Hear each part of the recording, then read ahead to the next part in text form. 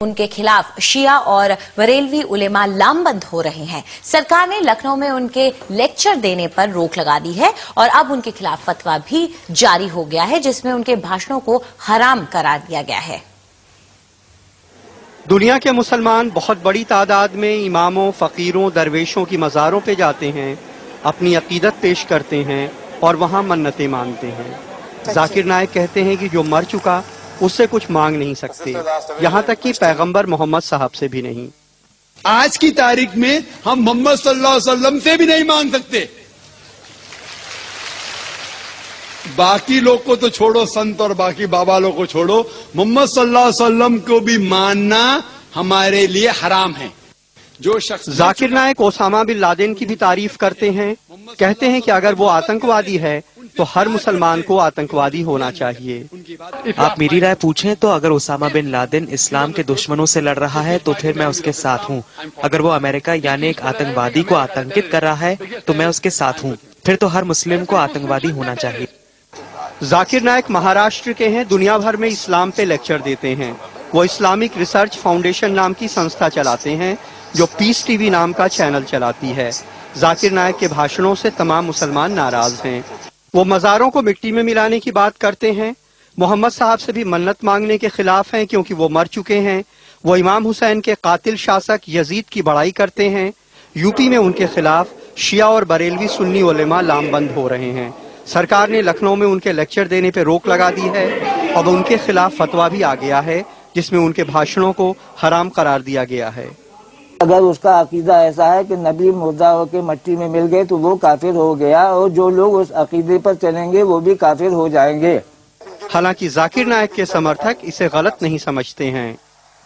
पूरी दुनिया में मुसलमानों ही में अलग अलग अकीदे के लोग हैं। हर आदमी अपने अकीदे के हिसाब से बात कहता है और हम ये समझते हैं कि उसको बात कहने का हक है। लेकिन ये हकीकत है कि जाकिर नाइक के भाषणों ने मुसलमानों को दो गुटों में बांट दिया है।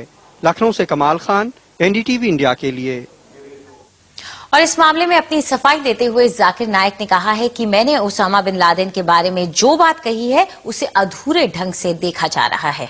क्योंकि ओसामा बिन लादेन की तहकीक नहीं की, सिर्फ बीबीसी और सीएनएन को के बारे में सुन के मैं कहूंगा उसके बारे में, तो कुरान की आयत सूरह हुजुरात में सूरह नंबर 49 आयत नंबर 6 में जब भी कोई बात आप तक पहुंचाता है उसकी तहकीक और दूसरे को पहुंचाने के लिए, तो ना मैं दहशतगर्द कहा, ना उन्हें अच्छा इंसान कहा, ना बुरा किया। लेकिन अगर मैं ये कहता हूं कि जो भी दुश्मन इस्लाम के खिलाफ लड़ रहा है मैं उनके साथ हूं।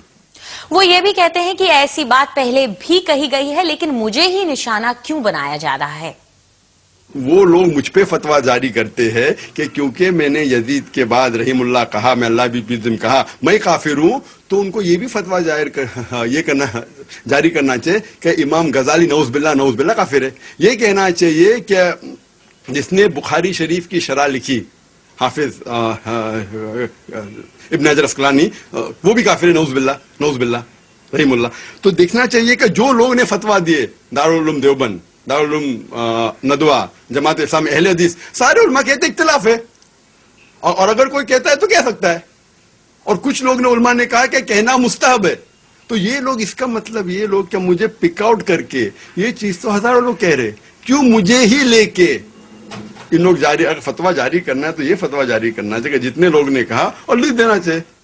और इस मसले पर हमने इस्लामी विद्वान मौलाना वहीदुद्दीन खान की भी राय जानने की कोशिश की। पहली बात यह है कि डॉक्टर जाकिर नाइक कोई इस्लामिक स्कॉलर नहीं है, उन्हें इस्लामिक इश्यूज पर बोलना नहीं चाहिए। दूसरी बात ये जो है कि पैगंबर से मानने वाली बात, तो मुसलमानों में दो उलमा के दो तबके हैं, एक देवबंदी उलमा कहलाते हैं, दूसरे बरेलवी उलमा कहलाते हैं। तो बरेलवी उलमा ये मानते हैं कि रसूलुल्लाह से हम मांग सकते हैं, लेकिन जो देवबंदी उलमा है वो इसको जायज नहीं समझते। तो दो अलग अलग राय हैं मुस्लिम उलमा के दरमियान। मैं फतवा के तरीके को गलत समझता हूं। अगर किसी को किसी की राय ठीक नहीं लगती तो वो उसके लिए रीजन पेश करे, रीजन कुरान और हदीस से रेफरेंसेस दे। फतवा लगाना ये मैं इसको बहुत गलत समझता हूं। किसी को यह अधिकार नहीं है कि किसी के ऊपर फतवा लगाए, यह अधिकार किसी को है ही नहीं। सिर्फ ये अधिकार है कि वो अपनी बात को कुरान और हदीस के रेफरेंस के साथ पेश करे। जो इस्लाम का नाम ले اس کو संयम ہی برتنا چاہیے, چاہے اس کے اپنی رائے سے الگ دوسری کوئی رائے پیش کر رہا ہو.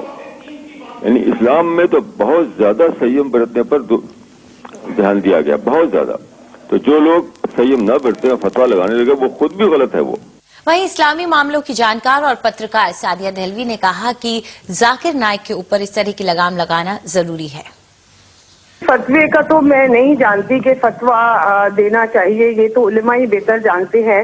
لیکن میں یہ ضرور کہوں گی کہ یہ ایک بہت اچھی بات ہے اور بہت پہلے علماء کو قوم کو ذاکر نائک کی باتوں سے, ان کی بھاشنوں سے آگاہ کر دینا چاہیے تھا, ایکسپوز کر دینا چاہیے تھا. میں نے خود ان کے بھاشن سنے ہیں انٹرنیٹ پہ. وہ جو ہے دوسرے مذہبوں کو رن ڈاؤن کرتے ہیں کمپیریٹو ریلیجن کے نام سے, اور یہ ان کی جو باتیں ہیں یہ تعصب اور آتنک کے بیچ بو رہی ہیں ہمارے قوم میں. یہ محبت کی بات نہیں کرتے. علم جو ہے بغیر محبت کے میرے لیے بیکار ہے. اور ہم جو ہے ہمارا ایک صوفی ٹریڈیشن ہے, 1400 سال کی ایک روایت ہے, ہم اس کو ان کے کہنے پہ رد نہیں کر سکتے. ہم خواجہ غریب نواز کا دامن نہیں چھوڑ سکتے. کیا ہم حضرت نظام الدین اولیاء کا ساتھ چھوڑ دیں؟ ان کے ہمارے جو صوفی اکرام آئے ہیں ہم انہی کے ہاتھوں پر اسلام لائے ہیں, محبت کے پیغام سے اسلام لائے ہیں. اگر ذاکر نائک جیسے لوگوں کی کہنے پہ ہم اسلام نہیں لائے تو ہم ان کا طریقہ نہیں بھول سکتے. اور میں آپ کو بتا دوں 80% جو مسلمان پاپولیشن ہے دنیا میں وہ اسی روایت کو, روحانیت کو, تصوف کو اور صوفیوں کا ایک بتایا طریقے پر ہی چلتی ہے. یہ جو ایک ریڈیکل آئیڈیالوجی ہے, اس کو آپ وہابی آئیڈیالوجی کہہ دیں یا کچھ کہہ دیں, یہ ایک پیس چینل کے ذریعے یہ اس کو پروموٹ کر رہے ہیں. میں تو یہاں تک کہوں گی کہ ان کے جو اکاؤنٹس ہیں آپ اس کو اسکروٹینائز کرنا چاہیے, کہ کیونکہ فقیروں کے پاس, علماء کے پاس اتنا پیسہ چینل چلانے کے لیے نہیں آتا. یہ کہاں سے فنڈنگ آ رہی ہے, کہاں سے یہ ہندوستان میں اس طرح کی آئیڈیالوجی جو ہے وہ یہ پڑھا رہے ہیں. انہوں نے اسلام سے, میں نے ان کو خود سنا ہے, یہ کہتے ہیں کہ اسامہ بن لادن اگر ٹیررسٹ ہے تو میں اس کا ساتھ دیتا ہوں.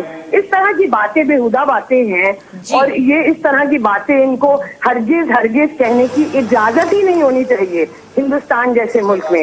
اگر ہم ہندوؤں کے جو ریڈیکل گروپس ہیں ان کے خلاف لڑتے ہیں اور سادھوی یہ اوما بھارتی یا ایک پروین توگڑیا کے خلاف آواز اٹھاتے ہیں کہ یہ ہندوتو ریڈیکلزم اور نفرت بولتے ہیں, تو یہ بھی یہی کام کر رہے ہیں.